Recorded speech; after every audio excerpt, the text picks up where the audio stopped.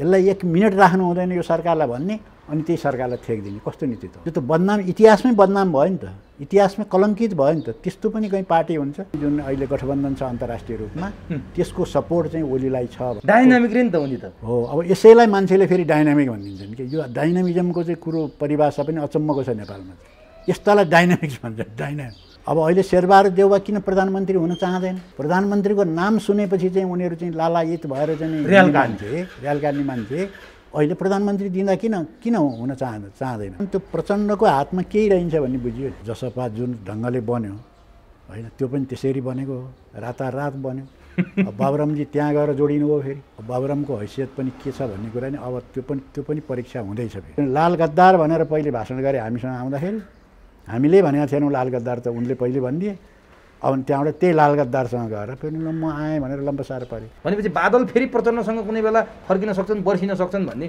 अनुमान गर्न सकिन्छ होइन त्यसमा आश्चर्य मान्नुपर्ने केही कुरा छैन उता गयो भने पनि एक दिन त्यो समाचार आयो भने के आश्चर्य नमानिकन पढ्यो हुन्छ त्यो समाचार चीनमा र रुसमा चाहिँ मुख्य नेतृत्व चाहिँ क्रान्तिकारी भइदियो त्यसकारण अरू चाहिँ प्रतिक्रान्तिकारी भए पनि हाँकेर लान सक्यो उसले हाम्रो चाहिँ मुख्य नेतृत्वै त्यही भयो यो अवस्था ल्याइदिनु छिन्न भिन्न पारिदिनु माओवादीलाई यो अवस्थामा ल्याउनुको मुख्य दोषी बाबुराम कि प्रचण्ड त्यसको नेतृत्वकर्ताको हिसाबले त बाबुरामै हुन्छ किन हाम्रो पार्टी गणतन्त्रवादी नै होइन अनि अब उनी यो हालतमा पुग्नु चाहिँ यो अनिवार्य थियो इतिहासको नियमै त्यस्तै हो किनभने पहिले पनि त त्यही भएर त उनले विघटन गराए नि विघटनको प्रस्ताव नत्र राष्ट्रपतिलाई गर्न लगाए त्यसैको लागि त हो चुनावमा जानैको लागि हो नि त उसले गरेका अर्को केन्द्रीय कमिटीमा भइसके ल हामीलाई कारवाही गरे पनि गर हामी उता गइसक्यौँ भनेर घोषणै गरिदिइसके त्यस्तालाई कारवाही गर्नु त के यिनीहरूमध्ये सबैभन्दा सिनियर त बादल हुन् बादललाई कारवाही गर्नु पर्थ्यो बादललाई कारवाहीको प्रस्ताव पनि लगेनन् उनीहरूले चाहिँ यो जनगणतन्त्रको त नामै लिएनन् नि त्यही बुर्जुवा गणतन्त्र त्यो लोकतान्त्रिक गणतन्त्रतिर बाबुराम र उता गइहाल्यो त्यो कुरो त प्रष्टै भयो नि जब चाहिँ गणतन्त्र घोषणा भइसकेपछि त एकजना संस्थापक नेताले नै पार्टी छाडे नि त म अब तुरुन्तै काठमाडौँ पुगेर बनाइहाल्नु पऱ्यो भने जस्तो कुरा गरेको थिएँ यहाँ आएपछि त कसैले टेर्दैन तर जसपाले पनि के भनेको छ भनेदेखि हामी ओली र ऊ बराबरै हो भने ओली र ऊ बराबरै हुन् भनेपछि त्यो कसरी एलायन्स हुन्छ त्यहाँ अहिले नै चुनाव भयो भने सब सिट जित्दैन त्यसकारण अहिले चुनाव गराउनु हुँदैन भन्नेमा माके छ त्यो बादलले त मैले बोलेको थियो हामी यो आँट गरेरै गएको हो हाम्रो खोसिन्छ भने जुन पार्टीको टिकटमा आफू चाहिँ त्यहाँ सांसद बनेको छ त्यही पार्टी छोडेर अर्को पार्टीमा गइसकेपछि कारबाहीमा पर्छु भनेर त बुझ्नु पर्दैन यो संविधानले भएन यो राज्य व्यवस्था काम लागेन यो सरकार काम लाग्दैन यी सबैको विकल्प खोज्नुपर्छ भनेर हामी आम जनतामा जाने हाम्रो कार्यक्रम देशको निम्ति कति चिन्ता उनलाई कस्तो 1 मिनट पनि फुर्सद नभएको जस्तो थिए उनी आएको कति दिन 3-4 दिन 5 दिन भइसक्यो कोही पनि छैन पार्टी नै बदनाम छ नि त्यस्तो पनि कुनै पार्टीले नीति लिनुहुन्छ भन्नुहोस् त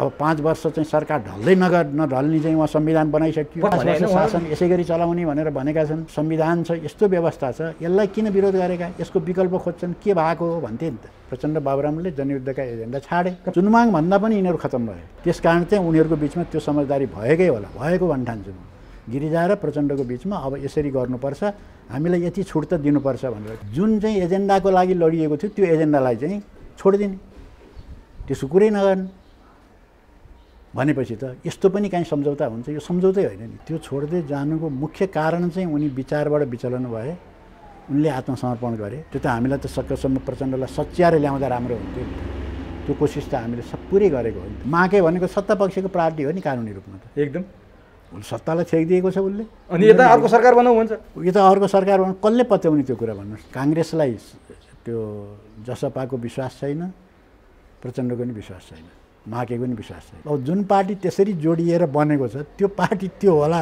भने कुन ठुलो कुरो हो त्यो मरिहत्ते गर्नुपर्ने चाहिँ त्यही पनि ओलीलाई टिकाउन मरिहत्ते गर्नुपर्ने त केही देखिँदैन तपाईँलाई एभरेस्ट नेपालमा हार्दिक स्वागत छ धन्यवाद सत्ता समीकरणको खेल चलिरहेको छ भ्यागुताको धार्नी पुगेको छैन अब केपी ओलीको विकल्पमा प्रचण्ड शेरबहादुर माधव नेपाल अथवा कुनै बहादुर आएर समस्या समाधान हुने हो कि त्योभन्दा अब तपाईँले भने जस्तो जुन परिवर्तनको सङ्घारमा छ परिवर्तनको सङ्घारमा गएपछि मात्रै समस्याको समाधान हुन्छ अब त्यसको वास्तविक समस्याको समाधान त यिनीहरूभित्रबाट हुँदैन हुने देखिएको छैन अब कृत्रिम प्रकारको विदेशी शक्तिहरूले भूमिका खेलिदिएर होइन जस्तो जसपाको कुरा उठेको छ जसपालाई जाओ भनेर अनि त्यहाँतिर पठाइदिएर ल अब ओलीलाई हटाइदिनु पऱ्यो भन्नेमा पुग्यो भनेदेखि त्यो एउटा सम्भावना भनेको होइन अब यिनीहरूको हातमा पनि छैन विषयहरू भन्ने आइरहेको छ है।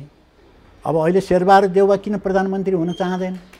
प्रधानमन्त्रीको नाम सुनेपछि चाहिँ उनीहरू चाहिँ लालायित भएर चाहिँ र्याल काट्ने मान्छे अहिले प्रधानमन्त्री दिँदा किन हुन चाहँदैनन् भन्दाखेरि यो त्यहाँको चाहिँ समीकरण चाहिँ नभइकन म जान्न भनेर भनिरहेको छ। भरपर्दो गणित हुनु पर्यो भन्छ, हुनु पर्यो भन्छ। भरपर्दो कसले उसले दिनु पर्यो, कसैले भरपर्दो ल ढुक्कसँग तिमी जाऊ अरू सबै व्यवस्था मिल्छ भनिदिनु पर्यो कसैले।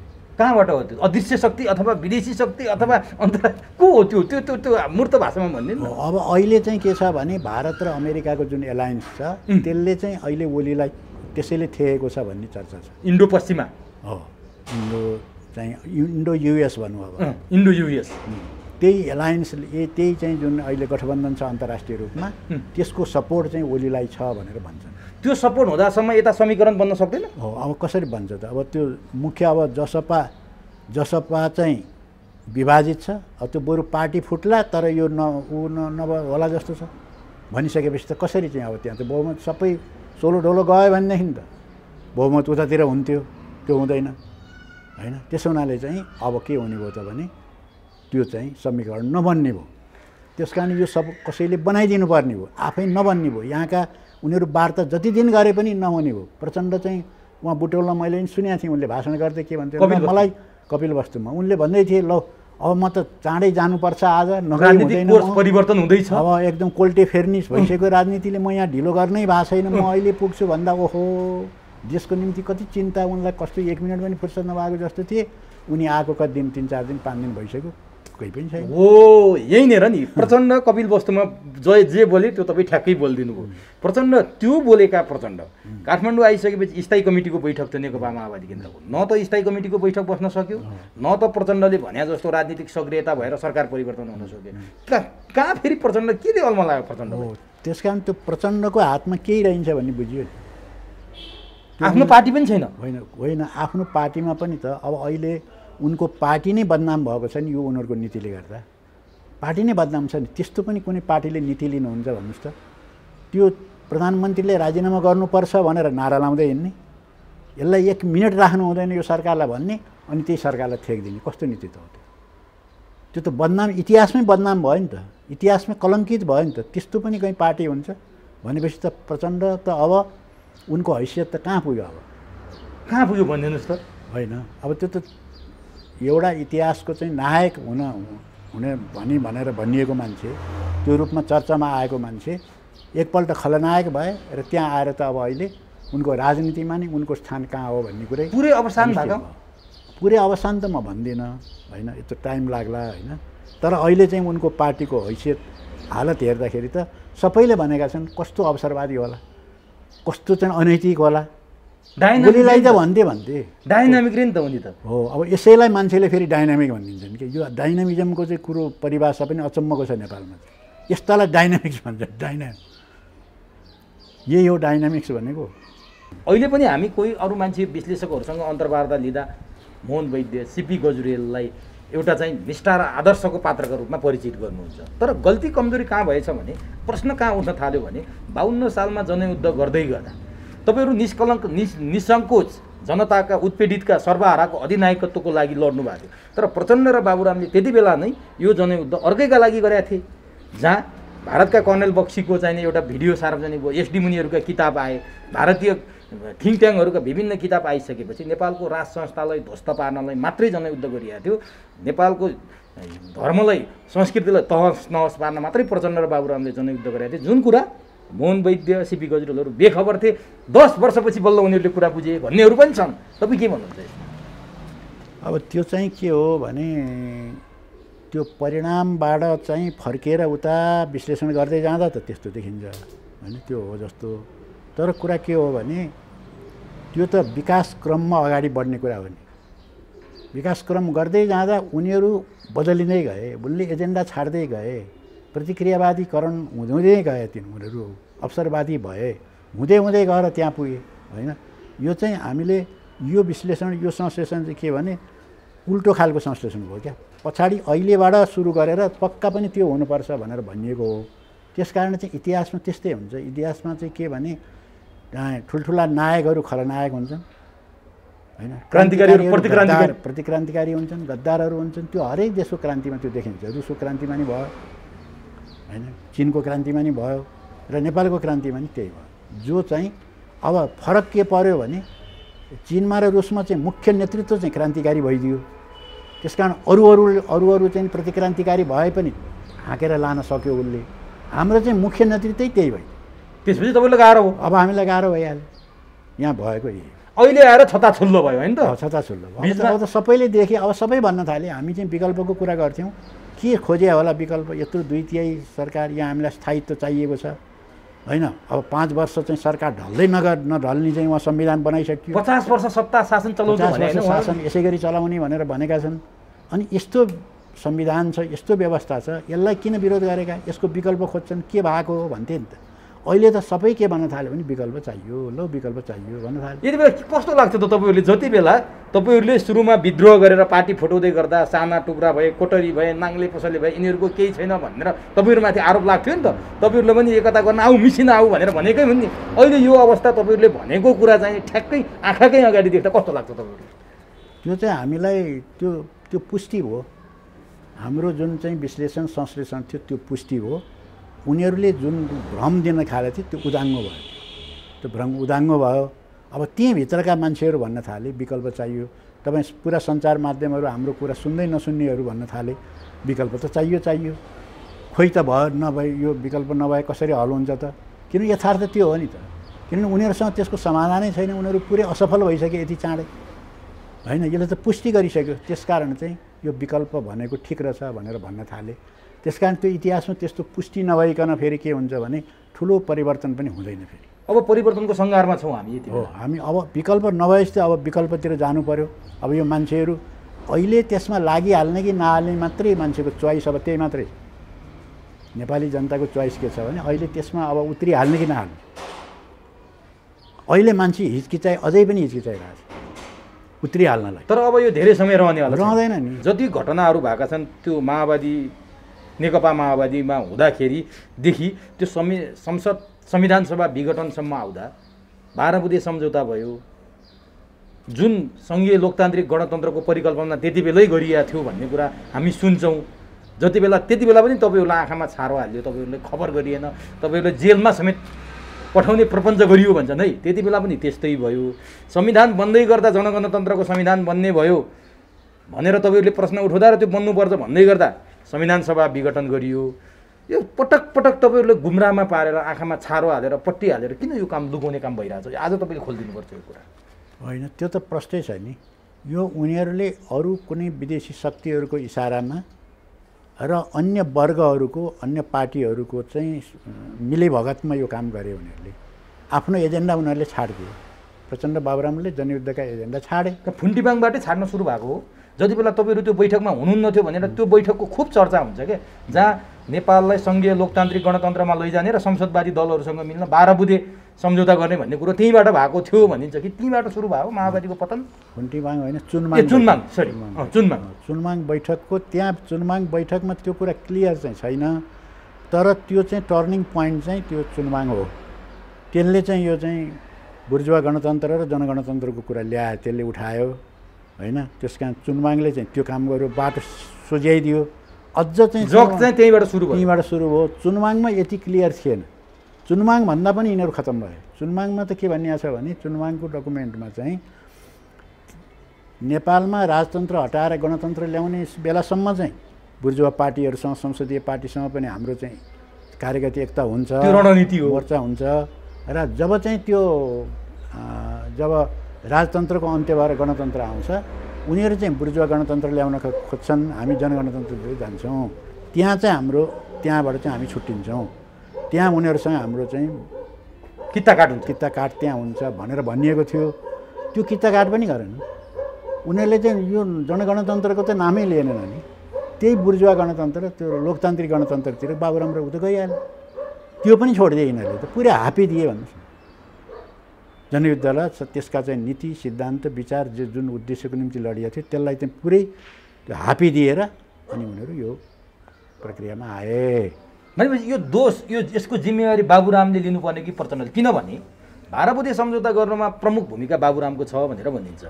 भारतसँग उनको सम्बन्ध राम्रो भएको हुनाले बाबुरामले यो सबै कुरा गरे भनिन्छ। आजको जुन अवस्था आएको छ, जुन अब माओवादी त छँदै छैन, माओवादी हिजोको माओवादी खोजेर भेटिँदैन, छिन्न भिन्न छ, प्रचण्डको अवस्था त त्यस्तो छ भने यसको श्रेय यो अवस्था ल्याइदिनु, छिन्न भिन्न पारिदिनु, माओवादीलाई यो अवस्थामा ल्याउनुको मुख्य दोषी बाबुराम कि प्रचण्ड? त्यसको नेतृत्वकर्ताको हिसाबले त बाबुरामै हुन् हो, उनको भूमिका छ, तर उनले नै निर्णय गर्ने त उनले होइन नि, निर्णायक ठाउँमा त प्रचण्ड हुन्। भने फसाइदिए बाबुरामले भन्छन् नि कहिले। बाबुरामले त्यो दिशातिर उनले लगे, उनी लोकतान्त्रिक गणतन्त्रवाला थिए, उनले त्यो कोसिस गर्ने कुरा स्वाभाविक भइहाल्यो होइन। तर त्यतैतिर उनी जसरी गए नि, त्यो त त्यहाँ उनीहरूको मिल्यो नि, नमिलेको भए त मान्दैन थिए। उनले त जनगणतन्त्र हुन्छ भनेको भए त हाम्रो किताबमा उनी आउँथे, जनगणतन्त्रकै नारा हुन्थ्यो, त्यतिखेर चाहिँ संविधान कस्तो बन्थ्यो, अर्कै कोर्स हुन्थ्यो नि त इतिहासमा। त्यो त अब अहिले परिकल्पना मात्रै हो। उनले पनि जनगणतन्त्र मानिदिएको प्रचण्डले भने आज यो अवस्था बाबुरामले भनेर हुँदैन थियो नि त्यो कुरा, बाबुरामले मात्रै भनेर हुँदैन थियो। बाबुरामले त कैयौँ त्यस्ता कुरा पहिला भनेको थियो जुन कुरो भएन होइन। जबसम्म उनी क्रान्तिकारी लाइनमा थियो त्यो कुरो त भएन। जब प्रचण्ड नै त्यही लाइनमा गइसकेपछि चाहिँ अनि यो कुरो भएको। त्यसकारण पदीय दायित्वको हिसाबले, जिम्मेवारीको हिसाबले चाहिँ प्रचण्ड नै प्रमुख हुन्छन्, उनी सहायकै हुन्छन्। भने तपाईँहरूले त्यति बेलादेखि नै अलिकति अघि तपाईँले भने जस्तो थाहा नदिने, बेखबर गराइदिने, त्यति बेलादेखि प्लान अनुसार योजनाबद्ध रूपले जसले जनगणतन्त्रको लाइनको कुरा गर्नुभएको थियो तपाईँहरूले त्यति बेलादेखि नै बायस गरिरहेछ होइन त? होइन, त्यो गरेका थिए उनीहरूले। त्यो भित्रभित्र त्यसरी गर्थे र उनीहरू चाहिँ वार्ता गर्न भनेर जान्थे काङ्ग्रेससँग, त्यतिखेरको एमालेसँग वार्ता गर्न गयो, उनीहरूसँग सहमति गर्दै गर्दै छोड्दै आयो, त्यहाँ रिपोर्टिङ पनि छैन, केही पनि छैन। तर तपाईँहरू यसो भन्नुहुन्छ, उता काङ्ग्रेसहरू के भन्थे भने गिरिजाप्रसाद कोइरालाले सबै कुरा माओवादीले सुम्पिए, माओवादीको एजेन्डामा काङ्ग्रेस हिँड्यो, काङ्ग्रेसको एजेन्डा गणतन्त्र थिएन, काङ्ग्रेसको एजेन्डा धर्मनिरपेक्षता थिएन, काङ्ग्रेसको एजेन्डा सङ्घीयता थिएन, जम्मै माओवादीको एजेन्डामा हिँड्यो, प्रचण्डको जित भयो भने फेरि उनीहरू भन्छन् वास्तवमा कसको जित भएको थियो, यो त भ्रम पो रहेछ त मान्छेलाई त होइन। तपाईँहरूले प्रचण्डले सबै गुमाए भन्नुहुन्छ? होइन, उनीहरूको हिसाबले त त्यो कुरा ठिकै हो, किनभने गणतन्त्रवादी पार्टी होइन नि, त्यो कुरो त प्रष्टै भयो नि। जब चाहिँ गणतन्त्र घोषणा भइसकेपछि त एकजना संस्थापक नेताले नै पार्टी छाडे नि त, कृष्णप्रसाद भट्टराईले छाड्नुभयो।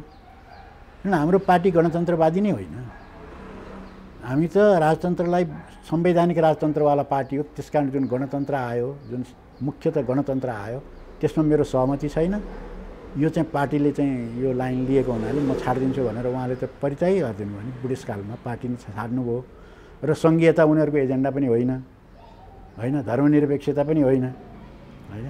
त्यसकारण उनीहरूको एजेन्डामा त्यो थिएन। तर प्रचण्डहरूलाई ल्याउनको निम्ति प्रचण्डलाई पनि एउटा माओवादीहरूलाई भ्रम पार्ने एउटा साधन त केही न केही त चाहियो नि। त्यो नभइकन त त्यत्रो सेनाले कसरी मान्थ्यो होला भन्नुहोस् त? जनमुक्ति सेनाले त्यो सेनाको बन्दुक त कतातिर फर्किन्थ्यो होला? यस्तो सबै कुराहरू चाहिँ पहिल्यै खोलिदिए भए। त्यसकारण चाहिँ उनीहरूको बिचमा त्यो समझदारी भएकै होला, भएको भन्न ठान्छु म।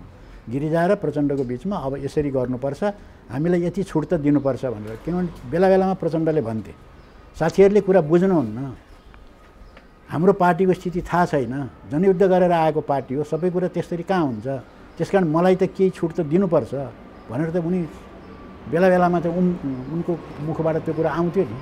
त्यसै गरेर उनले चाहिँ यतातिरबाट भ्रमित पार्नको निम्ति लगेर त्यही एजेन्डामा लगेर चाहिँ पार्टी। भनेपछि बार्गेनिङको पोइन्ट गिभ एन्ड टेकमा प्रचण्डहरूको अथवा तपाईँहरूको जनगणतन्त्र र उनीहरूको संवैधानिक राजतन्त्र आएर सङ्घीय लोकतान्त्रिक गणतन्त्र बन्यो गिभ एन्ड टेकमा। त्यसमा उनीहरूको सम्झौता। तर नेगोसिएसन भनेको त केही गुमाउनु, केही पाउनु, केही छोड्नु, केही पाउनु त हो नि। आखिर काङ्ग्रेसले पनि एमाले पनि छोडेर आए, तपाईँहरूले पनि छोड्न त पर्थ्यो नि। सबै तपाईँहरूले भने जस्तो हुन त गाह्रो थियो नि, जितेर आए त होइन नि तपाईँहरू पनि। होइन, छोड्नु पर्थ्यो त। मूलभूत रूपमा हाम्रो चाहिँ मागहरू मुख्य माग छोडिदिएर त अनि के चाहिँ ऊ सम्झौता भयो त फेरि? किनभने बुर्जुवा यो लोकतान्त्रिक गणतन्त्र चाहिँ आखिरमा गएर के हो त भने संसदीय व्यवस्था त हो। यो संसदीय व्यवस्था नाम मात्रै फरक हो। संसदीय व्यवस्थाका विरुद्ध हतियार उठाएर संसदीय व्यवस्थालाई नै मान्छु भनेर भन्नु त त्यो के चाहिँ जित्यो त फेरि? तर यो कुरा तपाईँले उति बेला उठाउनु पर्थेन। ल, उठाएर त हामीले 6.5 वर्ष सङ्घर्ष गऱ्यौँ नि त। नहुने केही उपाय नलाग्ने भएपछि छोड्या हो। अब उनले कुनै पनि उपाय नलागेपछि अब प्रचण्डले ग्याङअप गरे सबै मान्छेहरूलाई। अब जनमुक्ति सेनालाई बुझाइदिए, पार्टीलाई के गराए भने निशस्त्र बनाए अनि सारा चिजहरू पार्टीको सबै चाहिँ शक्ति चाहिँ गुमाए, सिद्ध्याइदिएपछि चाहिँ अनि के भयो त भने अनि त्यहाँबाट उनले सबै कुराहरू गरिदिएपछि गएर त्यसो तपाईँहरूले यति आरोप लगाइरहँदा प्रचण्ड के भन्छन् भने मैले गरेकै हो त, देशमा गणतन्त्र थिएन गणतन्त्र ल्याए, सङ्घीयता थिएन सङ्घीयता ल्याए, केही कुरा मैले गुमाएँ होला, केही कुरा मबाट कमजोरी भयो होला, तर मैले गरे पनि त देख्नु पर्यो नि। साथीहरूले पुराना साथीहरूले किन ममाथि यस्तो प्रश्न उठाउँछन् भनेर उहाँले प्रतिप्रश्न गर्नुहुन्छ क्या तपाईँहरूले? होइन, त्यो त उनले के ल्याए त, मैले आधारभूत कुरा गरौँ न। आधारभूत कुरा गर्दाखेरि ल्याए उनले संसदीय व्यवस्था, यो कुरो त पुष्टि भयो नि त। तपाईँले युद्ध गरेकै संसदीय व्यवस्था भनेको खसीको टाउको राखेर कुकुरको मासु बेच्ने ठाउँ हो भनेर जनयुद्ध गरे हो नि, गरेको हो पनि त्यही। पछि त त्यसैमा प्रवेश गर्नु, अहिले त्यसैलाई आदर्श मानेर गए भनिसकेपछि हो सानातिना कुरालाई त्यस्तो चाहिँ सम्झौता गर्दा केही छोड्नुपर्छ केही लिनुपर्छ त्यो सबैले बुझेकै कुरा हो। तर जुन कुराको लागि जनयुद्ध लडिएको थियो, जसका विरुद्ध चाहिँ हतियार उठाइएको थियो, जसका विरुद्ध उठाइएको थियो त्यसैलाई चाहिँ आत्मसात गर्ने, त्यसैलाई आदर्श मान्ने, जुन चाहिँ एजेन्डाको लागि लडिएको थियो त्यो एजेन्डालाई चाहिँ छोडिदिने, त्यसको कुरै नगर्ने भनेपछि त यस्तो पनि काहीँ सम्झौता हुन्छ? यो सम्झौतै होइन नि। त्यसै हुनाले यसलाई हामीले के गर्यौँ भने के भन्यौँ भने यसको संश्लेषण गर्दाखेरि वर्गीय आत्मसमर्पणवाद र यो चाहिँ राष्ट्रिय आत्मसमर्पणवादतिर गयो। नेतृत्व आत्मसमर्पणवाद हो यो। व्यक्तिगत रूपमा अरू आक्षेपहरू किन लगाउनु? राजनीतिक चाहिँ आरोप चाहिँ के हो त भने आत्मसमर्पणवादतिर गयो नेतृत्व। तपाईँहरूले फिल भयो त्यो, अहिले प्रश्न देखियो हो। यही विषयमा कुराकानी गर्न आउँदा मलाई सरकारको समर्थन फिर्ता नले भनेर दबाब छ भने, तर त्यो कसले दबाब दिएको खुलाएन, को होला त्यो शक्ति? प्रचण्डलाई दबाब दिने, केपी ओलीको समर्थन फिर्ता नले भनेर दबाब दिने को होला? खोइ अब त्यो थाहा छैन। अब त्यो शक्तिहरूको हिसाब गर्दा त उनीहरूले मुख्य ओलीलाई जोगाउने शक्ति चाहिँ अहिले इन्डो युएस चाहिँ एलायन्स हो भन्ने चाहिँ बुझिन्छ। त्यो व्यवहारबाट पनि त्यही पुष्टि हुन्छ। अब उनलाई त्यही भित्रबाट त कसैले भनिदियो होला, उनलाई पनि त्यतैबाट खेलाइरहेको, त्यतैबाट कसैले भनिदियो होला र त उनले भन्यो होला, नत्र त त्यो किन भन्ने? तर भन्न खोजेको हेर्नु न, 10 वर्ष तपाईँहरूले त्यत्रो कमान्डर सुप्रिमो मानेको प्रचण्ड 62-63 सालको जनआन्दोलनपछि कृष्ण सिटौला सवारी मन्त्री, जो बहालवाला गृह मन्त्री थिए, उनी सवारी मन्त्री भएर कास्कीको सिक्लेसबाट बालुवाटारमा अवतरण गराउँदा हाई हाई भएको प्रचण्ड, विश्वको ध्यान भएको प्रचण्ड, राजनीति उनकै वरिपरि घुम्यो कति जेलसम्म। आज यति निरीह अवस्थामा तपाईँले भने जस्तो हैसियत नभएको अवस्थामा किन र कसरी आए? के तपाईँहरूले छोड्दै छोड्दै छोड्दै जाँदा हिजोका बेपत्ताले छोडे, शहीद परिवारले छोडे, कार्यकर्ताले छोडे, तपाईँहरू जस्ता सहयात्रीहरूले छोड्नुभयो, त्यही कारण प्रचण्डको अवस्था यो भाव हो या अरू कुनै छ? होइन, त्यो छोड्दै जानुको मुख्य कारण चाहिँ उनी विचारबाट विचलन भए, उनले आत्मसमर्पण गरे। होइन, अघि पनि मैले भनिहालेँ आत्मसमर्पणको नीति लिए र उनले कित्ता बदले, उनले वर्ग बदले, विचार बदले, सबै कुरा अर्को भइसकेपछि त्यो वर्गले, त्यो सबैले, त्यो विचार मान्नेहरूले सबैले स्वतः छोडिदिए उनले। अनि अब उनी यो हालतमा पुग्नु चाहिँ यो अनिवार्य थियो। इतिहासको नियमै त्यस्तै हो, हामीले आश्चर्य नमाने हुन्छ। अरू कसैले पनि इतिहासमा यस्तो गर्छ भने त्यसको अभिगत पनि त्यही हुन्छ। तपाईँले सम्झाउनु भएन उति बेला प्रचण्ड बिग्रिँदै गर्दा सुरुमा तपाईँले त सङ्केत त भयो होला नि त, केही न केही सङ्केत त देखिन्छ, बिरुवा पनि सुक्दैछ भने पात पहेँलो होला अथवा केही होला, प्रचण्डले केही सङ्केत त देखाएको थियो होला, सहयात्रीलाई सम्झाउनु भएन त्यति बेला? किन नहुनु, हामीले 6.5 वर्षसम्म त उनीसँग सङ्घर्ष गरेको हो, त्यस्ता कुरा त कति भए। तपाईँले गल्ती गर्नुभएको छ, सच्याउनुहोस्, अझै पनि सच्याउने ठाउँ छ इत्यादि सबै भनेकै हो नि त। तर उनले चाहिँ त्यो कहिल्यै पनि मानेन, किनभने उनी अर्कोको निर्देशनमा चल्न थालिसकेका थिए, अर्कै योजनामा थिए उनी, यो योजनामै थिएनन् उनी। त्यो त झुक्क्याउनको निम्ति, भ्रम पार्नको निम्ति अलि समय उनले गेन गरेर झुक्क्याउँदै गरेर त्यत्रो पङ्क्ति त एउटा जोडे नि त उनले। त्यो पङ्क्तिलाई त अलिकति लिएर गए केही समयसम्म भने पनि त्यो गरे। त्यो गर्नको निम्ति चाहिँ उनले अब केही समय लिए, त्यति मात्रै हो। तर अन्तिममा चाहिँ जो यो परिणति उनले भोग्नुपर्ने चाहिँ थियो इतिहासमा। तपाईँहरूले पहिले नै यो भविष्यवाणी गरिसक्नु भएको थियो है? होइन, त्यो त हामीले पहिले भनेको थियौँ, त्यो तपाईँहरूलाई पनि थाहा छ नि। हामीले त्यो प्रचण्डको अब यिनको यो स्थिति यसरी गयो भने यिनको अवसान हुन्छ, राजनीतिक अवसान चाहिँ हुन्छ। उनको यो भड्कावमा गए उनी, होइन, उनी आत्मसमर्पणको बाटो समाते, वर्ग छाडे, उनले चाहिँ सिद्धान्त छाडे, नीति छाडे, विचार छाडे, आदर्श छाडे, सबै कुरा भनेकै थियौँ नि हामीले। त्यो त हामीलाई त सकेसम्म प्रचण्डलाई सच्याएर ल्याउँदा राम्रो हुन्थ्यो। त्यो कोसिस त हामीले पुरै गरेको हो नि त। काँध थाप्नु भएको यो राम राम भन्ने अवस्थामा आउनु। अब तपाईले अघि अवसरवाद र डाइनामिजमको कुरा गर्नुभयो नि, डाइनामिकको कुरा। प्रचण्डले केपी ओलीसँग सरकार बनाएका थिए। केपी ओली पहिलोपटक प्रधानमन्त्री हुँदा सर्लक्क शेरबहादुरसँग मिलेर प्रधानमन्त्री भए। त्यसलाई के भन्ने? नम्बर 1, शेरबहादुरसँग सरकारमा थिए, शेरबहादुरले छोडेर सर्लक्क यता वाम गठबन्धन बनाउन आए। त्यसलाई के भन्ने? र उनले भनेका थिए अब 50 वर्ष शासन गर्छौँ, शेरबहादुर यो मुलुकका अन्तिम काङ्ग्रेसका अन्तिम प्रधानमन्त्री। अहिले किस्तीमा प्रधानमन्त्री बोकेर फेरि बालुवाटा के अरे बुढा नीलकण्ठको धाइरहेका छन्। यसलाई चाहिँ के भन्ने प्रचण्डको? यो डाइनामिक हो कि यो अवसरवाद हो कि यो कस्तो खालको राजनीति हो? होइन, यो चाहिँ उनको असैद्धान्तिक कुरा भयो, राजनैतिक कुरा भयो। उनको अवसरवाद त हो होइन, त्यस्तो चाहिँ कहिले देउबासँग मिलेर चाहिँ उसलाई गर्ने, उसँग मिलेर उसलाई गर्ने, यो त संसदीय व्यवस्थाको मान्यताभित्र पनि परेन क्या। त्यहाँभित्र पनि चाहिँ एउटा हुन्छ, आदर्श हुन्छ थोरै थोरै एउटा, त्यो पनि नभएको चाहिँ नि आदर्शविहीन चाहिँ एउटा पात्रको रूपमा उनले त्यो व्यवहार देखाए होइन। र उनले अहिले पछिल्लो चरणमा आएर जुन गरेका छन्, त्यसकारण उनले भनेको कुरामा मान्छेले महत्त्व दिन छाडेन। पहिले भएको भएदेखि उनले चाहिँ यो उनको केही न केही क्षमता हुन्थ्यो होला होइन, तिल दलको एलायन्स पनि बन्थ्यो होला। उनले त्यो भनेको थियो नि, म अब तुरुन्तै काठमाडौँ पुगेर बनाइहाल्नु पऱ्यो भने जस्तो कुरा गरेका थिए। यहाँ आएपछि त कसैले टेर्दैन, आफ्नै पार्टीले त्यो निर्णय गर्छ भनिसकेपछि त उनको हैसियत कहाँ पुगेछ? उनको नेपालको राजनीतिमा संसदीय अरू किताको छोड्नुहोस्, क्रान्तिकारी किताको त उनले कुरै गर्नु परेन। अब त्यो किताले उनलाई कहिले पनि विश्वास गर्दैन। तर कमसेकम संसदीय किताले त्यही चाहिँ प्रतिक्रियावादीहरूको उसले चाहिँ र प्रचण्डको केही क्षमता छ, कसले गर्न सक्छ भन्थ्यो, त्यो पनि देखिएन। अब भनेपछि उनी त्यो ठाउँमा पुगे। त्यही भएर शेरबहादुर देउवाले झापाको एउटा कार्यक्रममा भने प्रचण्डले हिजो पनि धोका दिएको हो, गणितमा विश्वास छैन, प्रचण्डको विश्वास छैन, पहिला सरकारले दिएको समर्थन फिर्ता ल्याऊ अनि बल्ल एलायन्सका कुरा हुन्छ भनेपछि शेरबहादुर पो ठिक देखिन थाल्यो त प्रचण्ड भन्दा त भनाइमा त। ठिक भन्दा पनि अब कुरो त त्यो त ठिक कुरो हो नि त। एउटा बुर्जुवा पार्टीको नेताले गर्ने कुरा त्यही होइन र? होइन, उसले त्यो भन्नु चाहिँ त्यो विश्वस्त हुनको निम्ति त उसले त्यो त गर्नै पर्यो नि त। किनभने एउटा पार्टी जसले त्यो ओली सरकारलाई थेगिराखेछ, त्यो पार्टीको भरमा त म प्रधानमन्त्री बन्छु भन्दै हिँड्नु त त्यो त उसको पनि त बेकुबी भयो नि। समर्थन गर्ने पार्टीको चाहिँ नि उसले जो सत्ता पक्ष कि प्रतिपक्ष भन्दाखेरि सत्ता पक्षको पार्टी भन्नुभयो नि। अहिले त माके भनेको सत्ता पक्षको पार्टी हो नि कानुनी रूपमा त। एकदम सत्तालाई छेकिदिएको छ उसले। अनि यता अर्को सरकार बनाऊ भन्छ, यता अर्को सरकार बनाऊ, कसले पत्याउने त्यो कुरा भन्नुहोस्? अनि यो कुरा प्रचण्डले आफूले सामान्य तरिकाले चिसो ठन्डा दिमाग लगाएर सोच्दैनन् यस्ता कुरा? खोइ अब उनले सोच्न सकेनन् यतिखेर आएर।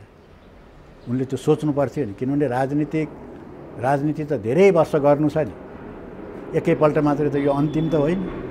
त्यसो भए नि तपाईँ यो सत्ताको खेलबाट धेरै टाढा हुनुहुन्छ, यो व्यवस्था यो संसदीय पद्धतिबाट तपाईँहरू धेरै पर हुनुहुन्छ। तर भनिदिनुहोस् आज यस्तो किसिमको सत्ताको खेल गन्दा खेल भन्नुहुन्छ तपाईँहरू, यो खेल भइरहँदा ओलीलाई अहिले छोडौँ, ओलीले त च्यालेन्ज नै देखान्, चुनौती नै दिएछन्, समर्थन फिर्ता ल्याऊ न म राजीनामा दिन्छु भनेपछि त्योभन्दा ठुलो चुनौती नैतिकता त त्यो हो नि त। ओलीले त भनेकै छन् माओवादी केन्द्रको कारण हलो अड्किया छ कि सत्ता समीकरणमा, जनता समाजवादीका कारण अड्किया छ कि काङ्ग्रेसका कारण अड्किया छ? तपाईँहरूले देख्दाखेरि बाहिरबाट लाज घिन मानेर हेर्नेहरूले हुन्छ नि, यो देख्दा कहाँ देख्नु भएको छ अड्किएको? अब त्यो के देखिन्छ भने यसमा अब थोरै तिनो चाहिँ सबैको एक अर्कोप्रति अविश्वास छ होइन। काङ्ग्रेसलाई त्यो जसपाको विश्वास छैन, प्रचण्डको पनि विश्वास छैन, माकेको पनि विश्वास छैन, माकेलाई अरूको विश्वास छैन होइन, जसपालाई अरू दुईटाको विश्वास छैन, एक अर्कोमा विश्वासै छैन। विश्वास नभएपछि एक अर्कोप्रति उनीहरूले अविश्वासको दृष्टिले हेर्छन् र उनीहरूको एलायन्स बन्न सक्दैन। भनेपछि फाइदा अहिले बाहिरी रूपमा जुन घोषित रूपमा चाहिँ जुन विषयहरू आइराखेका छन् त्यो हेर्दाखेरि चाहिँ अलि जसपा नै बढी चाहिँ जसपाकै पोलिसीले गर्दाखेरि ओली टिकेको हो कि जस्तो पनि देखिन्छ। हुन त प्र्याक्टिकल्ली हेर्दाखेरि चाहिँ माकेले चाहिँ नि ऊ नदिएको हुनाले टिकेको भन्ने छ। तर जसपाले पनि के भनेको छ भनेदेखि हामी ओली र ऊ बराबरै हो भने, ओली र अरू बराबरै हुनु भनेको छ। त्यो ओली र ऊ बराबरै हुनु भनेपछि त्यो कसरी एलायन्स हुन्छ त्यहाँ कुरा? तर नि सैद्धान्तिक रूपले हेर्ने हो भने काङ्ग्रेसले त औपचारिक निर्णय नै गर्यो केपीलाई विस्थापित गर्ने र अविश्वासको प्रस्ताव राख्ने। अब यता माओवादी केन्द्रले समर्थन फिर्ता नलिदिने, जसपाले माओवादी केन्द्रले समर्थन फिर्ता लिएर काङ्ग्रेस र माओवादी तयार हौ न, हामी त तयार छौँ भन्दाखेरि त सबै कुरा त माओवादी केन्द्रमा अड्किया देख्यो नि। त्यहाँ नै अड्कियो, अरू ठाउँ त अड्किया देखेन। त्यहाँ अड्किया देख्यो भने माओवादी केन्द्रले समर्थन फिर्ता लिन किन आइतबार कुर्नु पर्यो, किन यति ढिलो लिङ्गेरिङ गरे, के देख्नुहुन्छ तपाईँ फिर्ता नल्याउनुको पछाडि? अब फिर्ता नलिनुको पछाडि चाहिँ अब उनीहरूले भनेको आधारलाई मान्ने हो भने फिर्ता लिदियौँ भने सरकार ढल्छ, ओलीले राजीनामा गर्छन्। त्यसपछि सरकार ढलेपछि चाहिँ अब फेरि के हुन्छ भने अब अर्को सरकार बन्ने अवस्था रहँदैन। अवस्था नरहिसकेपछि फेरि चाहिँ चुनाव हुन्छ, चुनावमा हारिन्छ, चुनावमा सिट आउँदैन। त्यसकारण चाहिँ त्यो चुनाव अहिले नगराउनको निम्ति गरिएको भन्ने उनीहरूको लजिक त्यही छ। तपाईँलाई हो जस्तो लाग्छ यो? अब खोइ अब त्यति मात्रै चाहिँ होइन, अरू के हुनसक्छ? होइन अरू चाहिँ त अब उनको कुन सम्बन्धले गर्दाखेरि अब उनले प्रचण्डले भनेको अनुसारै भन्ने हो भने मलाई फिर्ता लिन दिएनन् भन्ने तत्त्वले काम गरिरहेछ कि त्यही भन्नु पऱ्यो नि त। अनुमान गर्दाखेरि त त्यो त उनले भनेकै कुरा हो नि त। हो, मलाई चाहिँ फिर्ता लिनु ठुलो दबाब छ भनेको छन् उनले, त्यसले दबाब दिइराखेर हो, त्यस कारण चाहिँ केही त होला। अनि ल अब हलो अड्काएर गोरु पिट्ने काम माओवादी केन्द्रबाट प्रचण्डबाट भएको छ। यो जनताले पनि अचम्म माने कुरो के छ भने ओलीलाई प्रतिगमनकारी भन्ने, प्रतिगामी भन्ने, सरकारले समर्थन फिर्ता दिइराख्ने, फेरि अविश्वासको प्रस्ताव पनि लिन्छु भन्दा प्रचण्ड अहिले ठुलो अब्जसको भारी बोकेर बसिरहनु परेको छ। अब जसपा छ नि, जहाँ बाबुराम र उपेन्द्र यादवको कुरा छ, ओली तन्त्रको घाँसै खाइन्न, ओलीसँग सत्ताको अलायन्सै हुन्न भनेर यता बाबुराम उपेन्द्र बोल्छन्। उता राजेन्द्र महतो र महन्तले हामी ओलीसँग धेरै नजिक छौँ, सबै कुरा लगभग मिलिसक्यो भन्छन्। भने ओलीलाई जसपाले समर्थन गर्यो भने अथवा जसपाको बाबुराम उपेन्द्रले काङ्ग्रेस र माओवादीसँग एलायन्स गर्यो भने जसपा सिङ्गो रहने देख्नुहुन्छ? अब त्यो त अब उहाँहरूको चाहिँ फुट्ने र जोडिने भन्ने कुरा त अब त्यति ठुलो कुरा हुँदैन, हुने भइरहेछ। अब जसपा जुन ढङ्गले बन्यो होइन, त्यो पनि त्यसरी बनेको हो, रातारात बन्यो। अब बाबुरामजी त्यहाँ गएर जोडिनु हो फेरि, उहाँ त्यो पनि त्यस्तै भयो। अब जुन पार्टी त्यसरी जोडिएर बनेको छ त्यो पार्टी त्यो होला भने कुन ठुलो कुरो पऱ्यो भने फेरि जोडिन्छ रातारात, के भयो? अर्कैले जोड्छ अर्कैले तोड्छ होइन त। त्यो ठुलो कुरै भयो। तर बाबुराम भट्टराईका पछिल्ला अभिव्यक्ति, उनका ट्विट, उनले बोल्ने कुरा हेर्दा उनको ओलीप्रति अलि बढी एग्रेसिभ देखिन्छ। ओलीलाई हिटलरसँग तुलना गर्छन्, कहिले कहिले भस्मासुरसँग तुलना गर्छन्, कहिले ओली तन्त्रको घाँसै खाइन्न, यिनले व्यवस्थै खतम पार्दा यिनले तुरुन्तै फाल्नुपर्छ भन्छन्। के हो बाबुरामको? खोइ अब त्यो बाबुरामको चाहिँ अब अलि बढी विद्वत भएर हो कि के हो? खासमा मान्छे अलि अलमलमा परे कि होइन, बाबुरामको चाहिँ अब ओली विरोधी चाहिँ उनी देखिएका छन्। अब यो कतिसम्म टिक्ने हो अब होइन। अब बाबुरामको हैसियत पनि के छ भन्ने कुरा नि अब त्यो पनि परीक्षा हुँदैछ फेरि। अब त्यो धेरै नजाला यो होइन। ओलीको विरोध गर्ने बित्तिकै चाहिँ यो चाहिँ ठुलो क्रान्तिकारी अनि यो ठुलो चाहिँ ऊ भन्ने कुरा पनि भएन। ओलीको विरोध त विभिन्न कोणले गरेका हुन्छन् मान्छेहरूले। त्यस कारण बाबुरामको चाहिँ कति टिक्ने हो, कहाँ गएर के हुने हो, अब हेर्दै जाउँ न। बाबुराम किन अलि उत्तेजित हरेक कुरामा? सामान्य एउटा प्रधानमन्त्री भइसकेका मान्छे, पिएचडी विद्यावारिधि गरिसकेका मान्छे, एउटा लेभल बनाइसकेका मान्छे, सानो कुरामा पनि किन यति उत्तेजित भएर प्रस्तुत हुन्छन् बाबुराम? किनभने तपाईँको सहकर्मी भएको हुनाले सोध्दैछु है म। पहिलादेखि यस्तै हो अथवा सामाजिक सञ्जालमा हेर्दा अलि बढी उत्तेजित देखिन्छन् कि बाबुराम? उहाँको त्यस्तै देखिन्छ, अलिकति अधैर्य जस्तो, अलिकति चाहिँ आफ्नो हैसियत, चञ्चलता, अलिकति हैसियतमा रहनुपर्छ भन्ने कुरालाई पनि ख्याल नगरेर त्यो प्रयोग गरेको जस्तो देखिन्छ। अब अलिकति ओलीप्रति आक्रोश पनि छ उहाँको। अब यो सबै चाहिँ के हुन्छ भने यसको चाहिँ के रहेछ त यथार्थ भन्ने कुरा त अब चाँडै चाहिँ यसले यो घटनाले चाहिँ प्रष्ट गरिदिइहाल्छ। अब यो सत्ता समीकरणको कुरा भइरहँदा अर्कोतिर ओलीतिर लाग्यो है। ओलीले क्लियर रूपमा भने समर्थन फिर्ता ल्याऊ, म राजीनामा दिन तयार छु। अनि उनले फेरि पनि दोहोऱ्याए यो जनमतले अब निकास दिँदैन, यो संसदले अब निकास दिँदैन, अब ताजा जनादेशमा जानुपर्छ भनिसकेपछि दुईवटा कुरा त विरोधाभास देखियो नि। एउटा राजीनामा दिन्छु, अर्को ताजा जनादेशमा। यो के भन्न घुर्की हो अथवा ओली साँच्चीकै चुनावमा जान तम तयार भएर बसेका छन्? उनी त चुनावमा जान तम तयारै हुन्, किनभने पहिले पनि त त्यही भएर त उनले विघटन गराए नि। विघटनको प्रस्ताव नत्र राष्ट्रपतिलाई गर्न लगाए, त्यसैको लागि त हो, चुनावमा जानैको लागि हो नि त उनले गरेका। उनी त त्यो पक्षमा छन् भन्ने कुरामा त कुनै शङ्कै छैन। अब बाँकी रह्यो अब ल फिर्ता ल्याऊ भनेर चाहिँ फिर्तालाई लिएर मात्रै हेर त के हुँदो रहेछ भनेको चाहिँ त्यो माकेलाई तर्स आएको ए त्यहीदेखि यसले लिँदैन भन्ने उनलाई थाहा छ होइन लिँदैन भन्नुभन्दा नि उसले लिए पनि केही फरक पर्दैन भन्ने केही फरक पर्दैन अब उसलाई चाहिँ किनभने माके किन तर्सिया छ भने मैले अघि पनि भने अहिले नै चुनाव भयो भने सब सिट जित्दैन त्यस कारण अहिले चुनाव गराउनु हुँदैन भन्नेमा माके छ होइन र उनीहरूले भन्दै आएका चाहिँ अर्को कुरो पनि के भने स्थायित्व चाहिँ हामीले ल्याएको हो भनेर भन्छन् नि त्यो स्थायित्व पनि आएन के को स्थायित्व भयो र त्यो ल्याउनको निम्ति 5 वर्ष पुर्याइदियो भने हेर्नुहोस् त 5 वर्ष त पुर्याइयो नि जसरी पनि भन्नु पनि छ जस्तो लाग्छ मलाई यो दुईवटा कारणले गर्दाखेरि एउटा त उनले चाहिँ नि भय दोहन गरिरहेछन् ओलीले त्यो तर्सिन्छ यसो भनेपछि थाहा भएपछि ए लो फिर्ता लिएर म तुरन्त उसमा गरिदिइहाल्छु ल राजीनामा गरिदिन्छु राजीनामा गरेपछि के हुन्छ भने आखिर मेरै सरकार नेतृत्वमा चुनाव मैले हो अनि मैले चाहिँ मिति तिथि तोक्ने सबै मैले हो तुरुन्तै गराइदिन्छु भनेपछि तुरुन्तै गराइदियो भने त हाम्रो हालत खराब हुन्छ त्यो कारणले अर्को कुरा के भने 5 वर्षसम्म चाहिँ टिकाउने संविधान बनाउने त हामी हौँ भनेर जो भन्दै थिए नि अब त 2 वर्षदेखि नै चाहिँ एक प्रकारले संविधान छैन भन्ने नि हुन्छ त्यस कारण चाहिँ घसेटेर भने पनि 5 वर्ष पुर्यायो भने 5 वर्ष पुर्यायौँ भन्नको लागि चाहिँ होला अब नत्र भनेदेखि यस्तो मरिहत्ते गर्नुपर्ने चाहिँ त्यही पनि ओलीलाई टिकाउन मरिहत्ते गर्नुपर्ने त केही देखिँदैन तर नि अब यतातिर यो ओलीले चुनावको घोषणा गर्ने अथवा यो सबै गर्ने भनिरहँदा शेरबहादुर देउवाले ओली विरुद्ध एग्रेसिभ भएको पनि देखिँदैन कतिपयले के भन्छन् भने शेरबहादुर देउवा केपी ओली र महन्त ठाकुरहरू अर्ली इलेक्सन गर्ने तयारीमा छन् त्यसकारण शेरबहादुरले सत्ताको लागि मरिमेट्या पनि छैनन् सत्ताको लागि चाहिँ काङ्ग्रेसले औपचारिक निर्णय गरे तापनि सक्रिय भएर लागेका छैन भनिरहँदा के साँच्चीकै यिनीहरू अर्ली इलेक्सन मङ्सिरसम्म चुनाव गर्ने तयारीमा हुन् अब त्यो चर्चा पनि चलेकै छ होइन र शेरबहादुरहरूको त्यो छ किनभने अब निर्वाचन भयो यतिखेर भने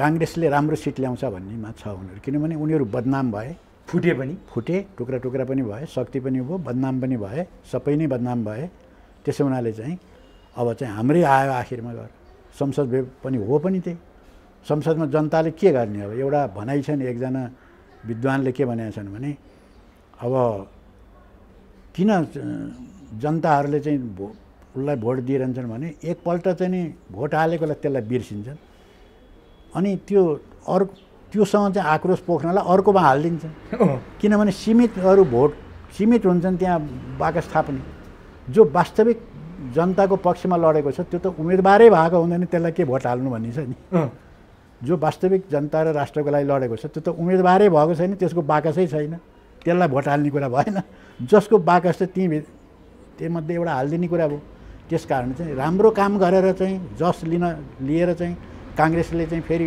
धेरै सिट ल्याउने पनि होइन फेरि तर यिनीहरूको विरुद्धको आक्रोश चाहिँ के भने पोखेर काङ्ग्रेसले चाहिँ अलिकति बढी सिट दिने कुरा मात्रै हो त्यस कारण त्यो दाउ पर्खेर बसेका छन् शेरबहादुर पर्खेर बसेका अब नि अर्को एउटा कुरा जस्तो अहिले जसपामा राजेन्द्र महतो र महन्त ठाकुरको केपी ओलीसँग अलि बढी घाँटी जोडेको देखियो अब विगतलाई फर्किने हो भने चाहे नाकाबन्दीको बेला होस् चाहे त्यसपछि होस् केपी ओलीका मधेस विरोधी अभिव्यक्तिहरू केपी ओलीले मधेसमै प्रवेश निषेध गरिएको थियो राजेन्द्र महतो र महन्त ठाकुरहरूसँग केपी ओलीको भनाभन्दै भएका कुराहरू हामीलाई थाहा छ हिजो संविधान बनाउनेहरूलाई आज नाटकीय ढङ्गले यी शक्तिहरू किन नजिक भए जति बेला संविधान संशोधनको कुरा उठाएको थियो त्यो विषयमा काङ्ग्रेस र माओवादी केन्द्र नजिक थिए केपी ओली त्यो सुन्न पनि चाहन्नथे आज सुन्न नचाहनेसँग उनीहरूको एलायन्स देखिन्छ जसले संविधान संशोधन गर्ने अथवा उनीहरूसँग नजिक अझै भन्यो भने मधेसका मुद्दासँग त प्रचण्ड धेरै नजिक हुन् नि उनीहरूको कुरो सुन्नै नचाहने कारण चाहिँ के होला त्यो चाहिँ के छ भने त्यही त कुनै बाहिरी शक्तिले यो भूमिका खेलेको छ मैले बिचमा पनि भने नि उनीहरू आफै निर्णय गरेर गर्ने स्थितिमा छैनन् केही कारण हो यो देखिन्छ नि प्रष्टै छैन त नत्र तपाईँले भनेको कुरा त सत्य हो नि त धेरै त्यहाँ उसमा भएको घटना चाहिँ 70मा जुन घटना घट्यो त्यो धेरै पनि भएको छैन नि त भर्खरकै कुरा हो एमालेको मेचीकाली अभियान चलेको त्यस कारण चाहिँ त्यो कुरा चाहिँ यति चाँडै मान्छेले बिर्सिए भन्ने कुरा नि होइन तर उनीहरू चाहिँ अब एलायन्स जस्तो उनीहरूलाई के चाहिएको थियो त्यो पनि यति दिइदियो भनिदिने होइन र चाहिँ अनि त्यताबाट अब ओलीलाई पनि बचाउनको निम्ति उनीहरूले भूमिका खेल्ने केही न केही त्यहाँ भनेपछि यो अदृश्य शक्तिको रसायनले काम गरेको छ त्यसले काम गरेको देखिन्छ नत्र होइन भने सामान्य चाहिँ नेचुरल्ली चाहिँ यो त्यस्तो भएको होइन भन्ने नै देखिन्छ अब अलिकति आजको एउटा करेन्ट इस्युमा प्रवेश गरौँ। प्रचण्डको पार्टी नेकपा माओवादी केन्द्रले प्रदेशमा त सांसदहरूलाई पार्टीबाट निकाल्ने काम गरिरहेको थियो। लुम्बिनी प्रदेशमा 2 जनालाई निकाल्यो, त्यसपछि कर्णाली प्रदेशमा 1 जनालाई निकाल्यो जो एमाले प्रवेश गरेका थिए, अनि गण्डकी प्रदेशमा मन्त्रीहरूले राजीनामा दिए। हुन त लुम्बिनी प्रदेशमा पनि राजीनामा दिएका छन्। यो सम्म सुन्दै आएको थियो। तर आज सङ्घीय सरकारका 4 जना मन्त्रीहरू जो माओवादी केन्द्रबाट चुनाव जितेर आएका थिए, ती 4 जनालाई संसद सदस्यबाटै निकालिदिइसकेपछि उनीहरू अब संसदविहीन अवस्थामा पुगे। यो प्रचण्डहरूले ठिक गरे अथवा बेठिक गरे, अथवा अब यसले के सन्देश दिन्छ? अब उनीहरू चाँडै केपी ओलीसँग मुठभेडको तयारीमा छन् भन्ने सन्देश दिन्छ। के कसरी लिनुहुन्छ? त्यो त सामान्य नै हो जस्तो लाग्छ। त्यो कुनै ठुलो कुरा होइन, किनभने उनीहरूले ती उसको माओवादी केन्द्रको टिकटमा चाहिँ जितेकाहरूलाई यो कुरो प्रष्टै थाहा थियो कि हामीले त्यहाँ जाँदाखेरि हाम्रो सांसद बस खोसिन सक्छ भन्ने थाहा थियो पहिले। त्यो बहादुरले त मैले बोलेको थियो हामी यो आँट गरेरै गएको हो, हाम्रो खोसिन्छ भनेर भन्दै थिए। त्यस कारण यो त त्यो उनीहरूकै संविधान अनुसार नै, दलबदलको कानुन अनुसार नै त्यो उनीहरूले गरेको हो। यसमा धेरै ठुलो चाहिँ के यसले ल्याउला भन्ने जस्तो त्यस्तो चाहिँ लाग्दैन, सामान्य कुरा हो नि यो। किन अर्को पार्टीले पनि त्यही गर्छ। एउटा पार्टी आफ्नो पार्टीको टिकटमा जितेर अर्को पार्टीतिर जानेलाई त उसले त कारवाही त गरिदिइहाल्छ। तर इतिहासमा एकैपटक 4 जना मन्त्रीलाई संसद पद खारेज हुने गरी कारवाही गरे त सायद पहिलोपटक होला, अहिलेसम्म मैले सुनेको थिएन। होइन, चाँडैले चाहिँ एकैचोटि त्यो काम गरे त चाँडै पर्ने भइहाल्यो नि। त्यो कुन ठुलो कुरो हो? आँट त गरेकै हुन् नि प्रचण्डले भन्ने पनि छन् नि। होइन, के आँट गर्नु? त्यो त अब पार्टी छोडेर गइसक्यो, अर्काको सेन्ट्रल कमिटीमा बसिसक्यो, के आँट गर्नु?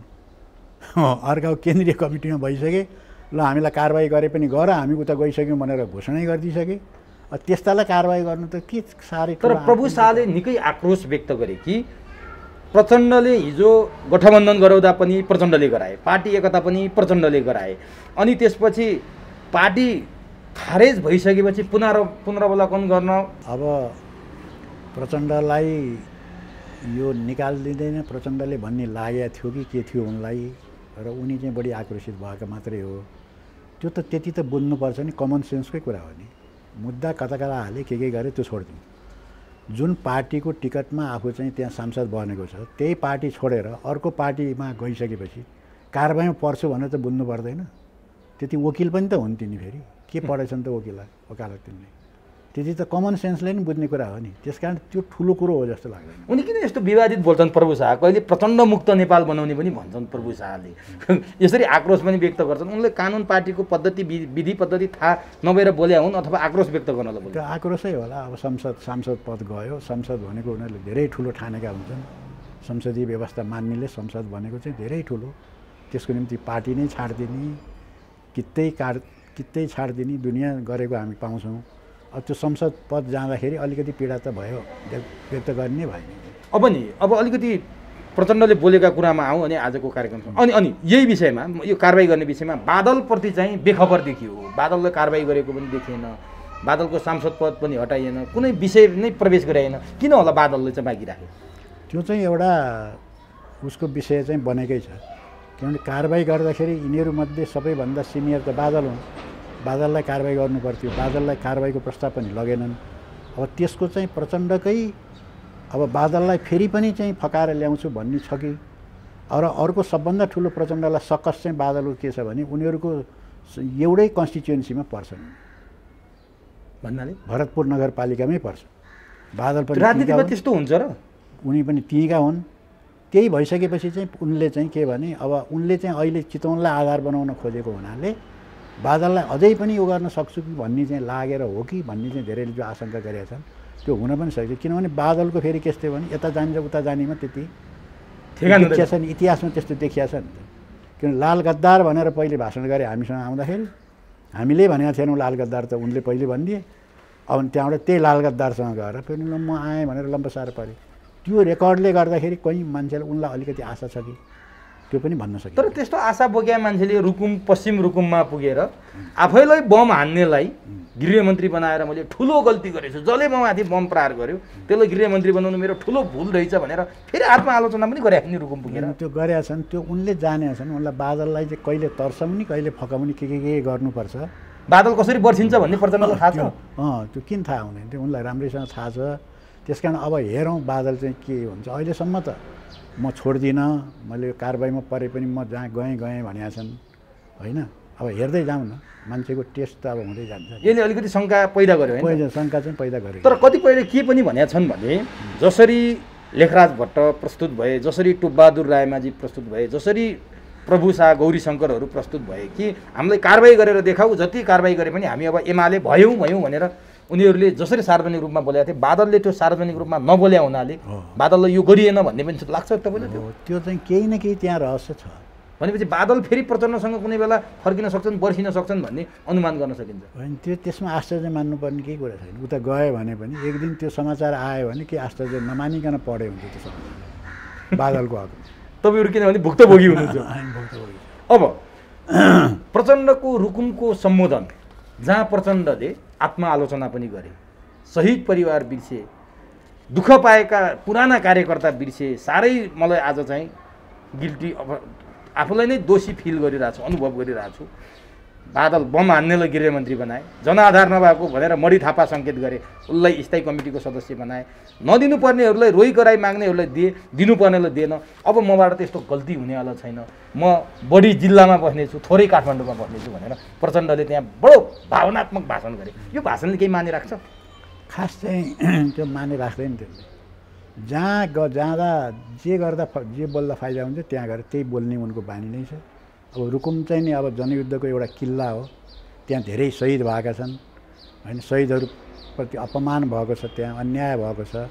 अब तिनलाई चाहिँ सान्त्वना दिनको निम्ति अब केही कुरा बोलिदियो, त्यति मात्रै हो न। उनी रोइदिन पनि सक्छ, गला अवरुद्ध हुने गरी झन्डै त रोए पनि, भावुक पनि बने प्रचण्ड, भावुक भन्छन् नि। भावुक कुनै बेला उनी रोइ पनि दिन्छन्। अब त्यहाँ चाहिँ मैले त्यो देखिनँ। भावुक चाहिँ भने भावुक बने होला, त्यस्तो गर्ने उनले जानेका छन् त्यो कलाहरू। त्यस कारण त्यहाँ के बोले भन्नेलाई धेरै महत्त्व दिनुपर्ने पनि म ठान्दिनँ। तर जनताको साथ प्रचण्डको हैसियत सकियो भन्नेहरूलाई त्यहाँको जनताले जवाफ दिए भनेर प्रचण्डका मान्छेहरू भन्छन् कि मान्छेको उपस्थिति हेर्दा साँच्चीकै प्रचण्डलाई अब प्रचण्डको राजनीतिक भविष्य सकियो भन्नेहरूलाई जवाफ भयो रुकुम, पश्चिम रुकुमको आमसभा भन्छन्। तपाईँलाई लाग्छ? जनमानस त थियो नि? होइन, त्यहाँ त रुकुममा त त्यति मात्रै हुने होइन नि, त्यो त किल्लै हो होइन। त्यस्तो बेलामा पनि निर्वाचन जित्ने ठाउँ हो त्यो होइन। त्यस कारण चाहिँ रुकुममा त्यति गरेको अब बिस्तारै जनताले बुझ्छन्।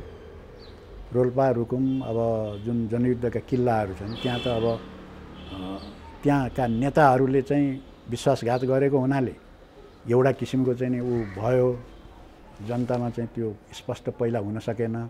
अब अहिले त्यो चाहिँ प्रष्ट हुँदै जान्छ। हुँदै गइसकेपछि निश्चित रूपले त्यहाँका जनताले छोड्छन् अवसरवादीहरूलाई, प्रतिक्रियावादतिर जानेहरूलाई चाहिँ उनीहरूले छाडिदिन्छन्। त्यो आत्मआलोचनाले पुग्छ प्रचण्डको रुकुममा गरे? त्यो त देखावटी हो, त्यसको त कुनै अर्थै छैन। त्यो आत्मआलोचना मूल्यहीन हो, त्यो त्यसको खास अर्थ नलिए हुन्छ त्यसको। म त त्यस्तै बुझ्छु उनको।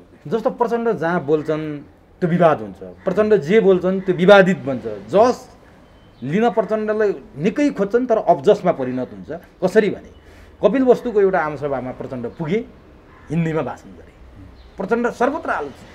केही समय अगाडि कम्फर्टेबल सरकार भने सर्वत्र आलोचित भए। प्रचण्डलाई किन यस्ता विवादित र अबजस हुने शब्द बोल्छन्? हिन्दीमा भाषण गर्नु उपयुक्त थियो? अब त्यो हिन्दी पनि संसारको एउटा भाषा हो, बोल्नै हुँदैन भन्ने कुरा त भएन। तर त्यहाँ जम्मै नेपालीहरू भएको थिएन। सायद अलिकति उनको अगाडि त्यहाँ चाहिँ अलि तराईवासी चाहिँ लाई देखेर हो कि जस्तो नि लाग्छ। त्यहाँ अलिअलि त्यहाँ जम्मा गरेको हुनाले जे होस् अब त्यस्तो कुरालाई खासै महत्त्व दिने कुरा भयो। तर नि सामाजिक सञ्जालमा एउटा विषय भाइरल बन्यो। केही समय अगाडि पूर्व राजा ज्ञानेन्द्र भारतको दार्जिलिङमा पुगे, हिन्दीमा प्रश्न सोधियो, आई डोन्ट नो हिन्दी भने उनी हिन्दीमा बोलेनन्। भारतमा गएर हिन्दीमा नबोलेका राजा, तर आफ्नै भूमिमा प्रचण्डले हिन्दीमा बोल्दा त प्रचण्डमाथि प्रश्न उठ्यो नि। अब प्रचण्ड त्यो कुरा चाहिँ उनले चाहिँ अब एउटा के को लागि बोले अब त्यो उनले जान्नु। उनले के भनेका छन् भने भारतीय सञ्चार माध्यमहरूले म कपिल वस्तु आउँदैछु भन्ने निकै प्रचार प्रसार गरे। त्यो प्रचार प्रसार गरेका भारतीय सञ्चार माध्यमहरू रिपोर्टिङका लागि यो कार्यक्रममा पनि आएका छन्। त्यसकारण उनीहरूले बुझ्ने गरी मैले हिन्दीमा बोलिदिनुपर्छ भनेर सुरु गरेका छन्। त्यो ठिक थियो? अब त्यो चाहिँ ठिकै थियो भन्नेमा म, किनभने अब नेपालमा सम्बोधन गर्दाखेरि त्यहाँबाट प्रायः नेपाली भाषामा हामी त्यहीँको पनि स्थानीय भाषा छ नि, तीमा गरेको पनि हुन्थ्यो। भोजपुरी छ, अवधि छ, त अवधि भाषा छ, भोजपुरी छ, त्यहाँ तीको भाषामा पो जनताको भाषामा बोल्ने हो। तर उनलाई त के भयो र अब प्रचण्डलाई कतै खुसी पार्नलाई प्रचण्ड राजाले चाहिँ दुखी बनाएका थिए, म खुसी बनाइदिन्छु भनेर प्रचण्ड बोले भन्छन् कि हामीसँग कुरा गर्ने विश्लेषकहरू हो त्यो। खोइ अब त्यस्तो उनको इन्टेन्सन के हो थाहा छैन। अब त्यो शक्तिहरूको हिसाब गर्दा त उनीहरूले मुख्य ओलीलाई जोगाउने शक्ति चाहिँ अहिले इन्डो युएस चाहिँ एलायन्स हो भन्ने चाहिँ बुझिन्छ। त्यो व्यवहारबाट पनि त्यही पुष्टि हुन्छ। अब उनलाई त्यही भित्रबाट त कसैले भनिदियो होला, उनलाई पनि त्यतैबाट खेलाइरहेको, त्यतैबाट कसैले भनिदियो होला र त उनले भन्यो होला, नत्र त त्यो किन भन्ने छ। तर भन्न खोजेको हेर्नु न 10 वर्ष तपाईँले त्यत्रो कमान्डर सुप्रिमो मानेको प्रचण्ड 62-63 सालको जनआन्दोलनपछि कृष्ण सिटौला सवारी मन्त्री जो बहालवाला गृह मन्त्री थिए, उनी सवारी मन्त्री भएर कास्कीको सिक्लेसबाट बालुवाटारमा अवतरण गराउँदा हाई हाई भएको प्रचण्ड, विश्वको ध्यान भएको प्रचण्ड, राजनीति उनकै वरिपरि घुम्यो कति जेलसम्म। आज यति निरीह अवस्थामा तपाईँले भने जस्तो हैसियत नभएको अवस्थामा किन र कसरी आए? के तपाईँहरूले छोड्दै छोड्दै छोड्दै जाँदा हिजोका बेपत्ताले छोडे, शहीद परिवारले छोडे, कार्यकर्ताले छोडे, तपाईँहरू जस्ता सहयात्रीहरूले छोड्नुभयो, त्यही कारण प्रचण्डको अवस्था यो भाव हो या अरू कुनै छ? होइन, त्यो छोड्दै जानुको मुख्य कारण चाहिँ उनी विचारबाट विचलन भए, उनले आत्मसमर्पण गरे। होइन, अघि पनि मैले भनिहालेँ, आत्मसमर्पणको नीति लिए र उनले कित्ता बदले, उनले वर्ग बदले, विचार बदले, सबै कुरा अर्को भइसकेपछि त्यो वर्गले, त्यो सबैले, त्यो विचार मान्नेहरूले सबैले स्वतः छोडिदिए उनले। अनि अब उनी यो हालतमा पुग्नु चाहिँ यो अनिवार्य थियो, इतिहासको नियमै त्यस्तै हो। हामीले आश्चर्य नमाने हुन्छ। अरू कसैले पनि इतिहासमा यस्तो गर्छ भने त्यसको अभिगत पनि त्यही हुन्छ। तपाईँले सम्झाउनु भएन उति बेला प्रचण्ड बिग्रिँदै गर्दा सुरुमा तपाईँले त सङ्केत त भयो होला नि त, केही न केही सङ्केत त देखिन्छ, बिरुवा पनि सुक्दैछ भने पात पहेँलो होला अथवा केही होला, प्रचण्डले केही सङ्केत त देखाएको थियो होला, सहयात्रीलाई सम्झाउनु भएन त्यति बेला? किन नहुनु, हामीले 6.5 वर्षसम्म त उनीसँग सङ्घर्ष गरेको हो, त्यस्ता कुरा त कति भए। तपाईँले गल्ती गर्नुभएको छ, सच्याउनुहोस्, अझै पनि सच्याउने ठाउँ छ इत्यादि सबै भनेकै हो नि त। तर उनले चाहिँ त्यो कहिल्यै पनि मानेन, किनभने उनी अर्कोको निर्देशनमा चल्न थालिसकेका थिए, अर्कै योजनामा थिए उनी, यो योजनामै थिएनन् उनी। त्यो त झुक्क्याउनको निम्ति, भ्रम पार्नको निम्ति अलि समय उनले गेन गरेर झुक्क्याउँदै गरेर त्यत्रो पङ्क्ति त एउटा जोडे नि त उनले। त्यो पङ्क्तिलाई त अलिकति लिएर गए केही समयसम्म भने पनि त्यो गरे। त्यो गर्नको निम्ति चाहिँ उनले अब केही समय लिए, त्यति मात्रै हो। तर अन्तिममा चाहिँ यो परिणति उनले भोग्नुपर्ने चाहिँ थियो इतिहासमा। तपाईँहरूले पहिले नै यो भविष्यवाणी गरिसक्नु भएको थियो है? होइन, त्यो त हामीले पहिले भनेको थियौँ, त्यो तपाईँहरूलाई पनि थाहा छ नि। हामीले त्यो प्रचण्डको अब यिनको यो स्थिति यसरी गयो भने यिनको अवसान हुन्छ, राजनीतिक अवसान चाहिँ हुन्छ। उनको यो भड्कावमा गए उनी, होइन, उनी आत्मसमर्पणको बाटो समाते, वर्ग छाडे, उनले चाहिँ सिद्धान्त छाडे, नीति छाडे, विचार छाडे, आदर्श छाडे, सबै कुरा भनेकै थियौँ नि हामीले। त्यो त हामीलाई त सकेसम्म प्रचण्डलाई सच्याएर ल्याउँदा राम्रो हुन्थ्यो। त्यो कोसिस त हामीले पुरै गरेको हो नि त। काँध थाप्नु भएको यो राम भन्ने अवस्थामा आउनु। अब तपाईँले अघि अवसरवाद र डाइनामिजमको कुरा गर्नुभयो नि, डाइनामिकको कुरा। प्रचण्डले केपी ओलीसँग सरकार बनाएका थिए। केपी ओली पहिलोपटक प्रधानमन्त्री हुँदा सर्लक्क शेरबहादुरसँग मिलेर प्रधानमन्त्री भए। त्यसलाई के भन्ने? नम्बर 1, शेरबहादुरसँग सरकारमा थिए, शेरबहादुरले छोडेर सर्लक्क यता वाम गठबन्धन बनाउन आए, त्यसलाई के भन्ने?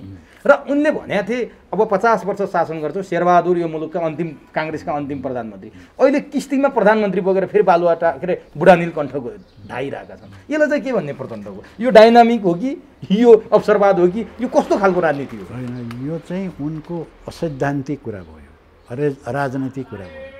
उनको अवसरवाद त हो, होइन, त्यस्तो चाहिँ कहिले देउबासँग मिलेर चाहिँ उसलाई गर्ने, उसँग मिलेर उसलाई गर्ने, यो त संसदीय व्यवस्थाको मान्यताभित्र पनि परेन क्या उनी। त्यहाँभित्र पनि चाहिँ एउटा हुन्छ, आदर्श हुन्छ थोरै एउटा, त्यो पनि नभएको चाहिँ नि आदर्शविहीन चाहिँ एउटा पात्रको रूपमा उनले त्यो व्यवहार देखाए, होइन। र उनले अहिले पछिल्लो चढमा आएर जुन गरेका छन्, त्यसकारण उनले भनेको कुरामा मान्छेले महत्त्व दिन छाडेन। पहिले भएको भएदेखि उनले चाहिँ यो उनको केही न केही क्षमता हुन्थ्यो होला, होइन, तिल दलको एलायन्स पनि बन्थ्यो होला। उनले त्यो भनेको थियो नि, म अब तुरुन्तै काठमाडौँ पुगेर बनाइहाल्नु पऱ्यो भने जस्तो कुरा गरेका थिए। यहाँ आएपछि त कसैले टेर्दैन, आफ्नै पार्टीले त्यो निर्णय गर्छ भनिसकेपछि त उनको हैसियत कहाँ पुगेछ? उनको नेपालको राजनीतिमा संसदीय अरू किताको छोड्नुहोस्, क्रान्तिकारी किताको त उनले कुरै गर्नु परेन। अब त्यो किताले उनलाई कहिले पनि विश्वास गर्दैन। तर कमसेकम संसदीय किताले त्यही चाहिँ प्रतिक्रियावादीहरूको उसले चाहिँ त प्रचण्डको केही क्षमता छ, कसले गर्न सक्छ भन्थ्यो, त्यो पनि देखिएन। अब भनेपछि उनी त्यो ठाउँमा पुगे। त्यही भएर शेरबहादुर देउवाले झापाको एउटा कार्यक्रममा भने प्रचण्डले हिजो पनि धोका दिएको हो, गणितमा विश्वास छैन, प्रचण्डको विश्वास छैन, पहिला सरकारले दिएको समर्थन फिर्ता ल्याऊ अनि बल्ल एलायन्सका कुरा हुन्छ भनेपछि शेरबहादुर पो ठिक देखिन थाल्यो त प्रचण्ड भन्दा त भनाइमा त। ठिक भन्दा पनि अब कुरो त त्यो त ठिक कुरो हो नि त। एउटा बुर्जुवा पार्टीको नेताले गर्ने कुरा त्यही होइन र? होइन, उसले त्यो भन्नु चाहिँ त्यो विश्वस्त हुनको निम्ति त उसले त्यो त गर्नै पर्यो नि त। किनभने एउटा पार्टी जसले त्यो ओली सरकारलाई थेगिराखेको छ, त्यो पार्टीको भरमा त म प्रधानमन्त्री बन्छु भन्दै हिँड्नु त त्यो त उसको पनि त बेकुबी भयो नि। समर्थन गर्ने पार्टीको चाहिँ नि उसले जो सत्ता पक्ष कि प्रतिपक्ष भन्दाखेरि सत्ता पक्षको पार्टी भन्नुभयो नि। अहिले त माके भनेको सत्ता पक्षको पार्टी हो नि कानुनी रूपमा त। एकदम सत्तालाई छेकिदिएको छ उसले। अनि यता अर्को सरकार बनाऊ भन्छ, यता अर्को सरकार बनाऊ, कसले पत्याउने त्यो कुरा भन्नुहोस्। अनि यो कुरा प्रचण्डले आफूले सामान्य तरिकाले चिसो ठन्डा दिमाग लगाएर सोच्दैनन् यस्ता कुरा? खोइ अब उनले सोच्न सकेनन् यतिखेर आएर। उनले त्यो सोच्नु पर्थ्यो नि, किनभने राजनीति त धेरै वर्ष गर्नु छ नि, एकैपल्ट मात्रै त यो अन्तिम त होइन। त्यसो भए नि तपाईँ यो सत्ताको खेलबाट धेरै टाढा हुनुहुन्छ, यो व्यवस्था यो संसदीय पद्धतिबाट तपाईँहरू धेरै पर हुनुहुन्छ। तर भनिदिनुहोस् आज यस्तो किसिमको सत्ताको खेल गन्दा खेल भन्नुहुन्छ तपाईँहरू, यो खेल भइरहँदा ओलीलाई अहिले छोडौँ, ओलीले त च्यालेन्ज नै देखान्, चुनौती नै दिएछन्, समर्थन फिर्ता ल्याऊ न म राजीनामा दिन्छु भनेपछि त्योभन्दा ठुलो चुनौती नैतिकता त त्यो हो नि त। ओलीले त भनेकै छन् माओवादी केन्द्रको कारण हलो अड्किया छ कि सत्ता समीकरणमा, जनता समाजवादीका कारण अड्किया छ कि काङ्ग्रेसका कारण अड्किया छ? तपाईँहरूले देख्दाखेरि बाहिरबाट लाज घिन मानेर हेर्नेहरूले हुन्छ नि, यो देख्दा कहाँ देख्नु भएको छ अड्किएको? अब त्यो के देखिन्छ भने यसमा अब थोरै तिनो चाहिँ सबैको एक अर्कोप्रति अविश्वास छ होइन। काङ्ग्रेसलाई त्यो जसपाको विश्वास छैन, प्रचण्डको पनि विश्वास छैन, माकेको पनि विश्वास छैन, माकेलाई अरूको विश्वास छैन होइन, जसपालाई अरू दुईटाको विश्वास छैन, एक अर्कोमा विश्वासै छैन। विश्वास नभएपछि एक अर्कोप्रति उनीहरूले अविश्वासको दृष्टिले हेर्छन् र उनीहरूको एलायन्स बन्न सक्दैन। भनेपछि फाइदा अहिले बाहिरी रूपमा जुन घोषित रूपमा चाहिँ जुन विषयहरू आइराखेका छन् त्यो हेर्दाखेरि चाहिँ अलि जसपा नै बढी चाहिँ जसपाकै पोलिसीले गर्दाखेरि ओली टिकेको हो कि जस्तो पनि देखिन्छ। हुन त प्र्याक्टिकल्ली हेर्दाखेरि चाहिँ माकेले चाहिँ नि ऊ नदिएको हुनाले टिकेको भन्ने छ। तर जसपाले पनि के भनेको छ भनेदेखि हामी ओली र ऊ बराबरै हो भने, ओली र अरू बराबरै हुनु भने, त्यो ओली र ऊ बराबरै हुनु भनेपछि त्यो कसरी एलायन्स हुन्छ कुरा? तर नि सैद्धान्तिक रूपले हेर्ने हो भने काङ्ग्रेसले त औपचारिक निर्णय नै गर्यो केपीलाई विस्थापित गर्ने र अविश्वासको प्रस्ताव राख्ने। अब यता माओवादी केन्द्रले समर्थन फिर्ता नलिदिने, जसपाले माओवादी केन्द्रले समर्थन फिर्ता लिएर काङ्ग्रेस र माओवादी तयार हौ न हामी त तयार छौँ भन्दाखेरि त सबै कुरा त माओवादी केन्द्रमा अड्किया देखियो नि। त्यहाँ नै अड्कियो, अरू ठाउँ त अड्किया देखेन। त्यहाँ अड्किया देख्यो भने माओवादी केन्द्रले समर्थन फिर्ता लिन किन आइतबार कुर्नु पर्यो, किन यति ढिलो लिङ्गेरिङ गरे, के देख्नुहुन्छ तपाईँ फिर्ता नल्याउनुको पछाडि? अब फिर्ता नलिनुको पछाडि चाहिँ अब उनीहरूले भनेको आधारलाई मान्ने हो भने फिर्ता लिदियौँ भने सरकार ढल्छ, ओलीले राजीनामा गर्छन्। त्यसपछि सरकार ढलेपछि चाहिँ अब फेरि के हुन्छ भने अब अर्को सरकार बन्ने अवस्था रहँदैन। अवस्था नरहिसकेपछि फेरि चाहिँ चुनाव हुन्छ, चुनावमा हारिन्छ, चुनावमा सिट आउँदैन। त्यस कारण चाहिँ त्यो चुनाव अहिले नगराउनको निम्ति गरिएको भन्ने उनीहरूको लजिक त्यही छ। तपाईँलाई हो जस्तो लाग्छ यो? अब खोइ अब त्यति मात्रै चाहिँ होइन, अरू के हुनसक्छ? होइन अरू चाहिँ त अब उनको कुन सम्बन्धले गर्दाखेरि अब उनले प्रचण्डले भनेको अनुसारै भन्ने हो भने मलाई फिर्ता लिन दिएनन् भन्ने तत्त्वले काम गरिरहेछ कि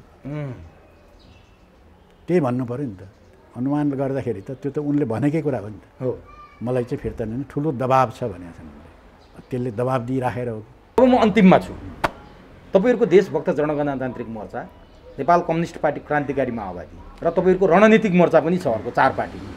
यो वर्तमान समसामयिक राजनीतिलाई निकास दिनलाई तपाईँहरू कस्तो तयारीमा हुनुहुन्छ, के तयारीमा हुनुहुन्छ, त्यो 4 पार्टीको रणनीतिक मोर्चा के गर्दैछ, आम जनतालाई, आम दर्शकलाई जानकारी गराइदिनुहोस्। अब हामीले हाम्रो पार्टी देशभक्त जनगणतान्त्रिक मोर्चा मिलेर कार्यक्रमहरू गर्दैछौँ। चैत्र 24 गते चाहिँ हामीले देशका 6वटा प्रदेशको एउटा कार्यक्रम र हाम्रो केन्द्रीय कार्यक्रम काठमाडौँमा गऱ्यौँ। हुन त मिडिया प्राय हाम्रो आउँदैन पनि, त्यसमाथि पनि चुनाव रहेछ पत्रकारहरूको केले हो। अब जे होस् त्यहाँ उपस्थिति चाहिँ राम्रै थियो सबै ठाउँमा र हामीले हाम्रो आफ्नो पार्टीको तर्फबाट पनि अब यो व्यवस्थाले भएन, यो संविधानले भएन, यो राज्य व्यवस्था काम लागेन, यो सरकार काम लाग्दैन, यी सबैको विकल्प खोज्नुपर्छ भनेर हामी आम जनतामा जाने हाम्रो कार्यक्रम हामीले विभिन्न तहमा लैजान्छौँ। यो कार्यक्रम एउटा नेकपा क्रान्तिकारी माओवादी देशभक्त जनगणतान्त्रिक मोर्चाले आफ्नै आयोजनामा पनि यो कार्यक्रम गर्छ।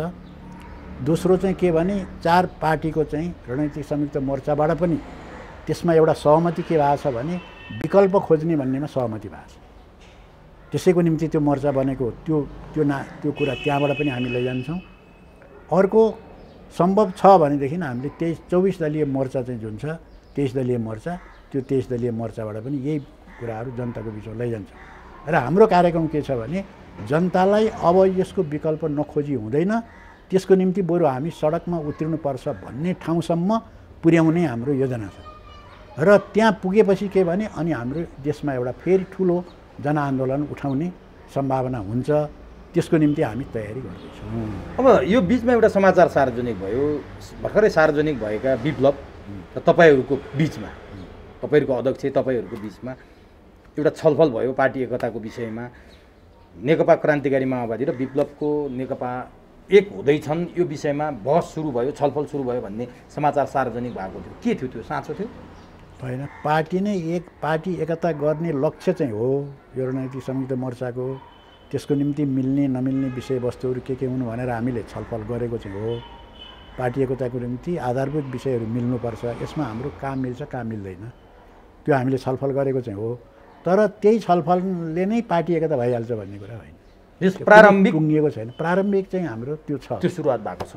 अब यसले केही न केही निकास दिन्छ। रणनीतिक मोर्चाले तपाईँहरूको पार्टीको जुन क्रियाकलापहरू अगाडि बढेका छन् त्यसले देशलाई निकास दिन्छ भन्नेमा तपाईँहरू विश्वस्त हुनुहुन्छ? अब यो एउटा निकास दिने शक्तिहरूको बिचको मोर्चा हो यो, त्यो चाहना राख्ने शक्तिहरूको मोर्चा भएको हुनाले यसले त्यसलाई त्यो चाहिँ निकास दिनको निम्ति यसले बल पुर्याउँछ। हस्, समय दिनुभयो, अत्यन्त महत्त्वपूर्ण भनाइ राखिदिनु भयो, यसको लागि तपाईँलाई हार्दिक यहाँहरूलाई पनि धन्यवाद।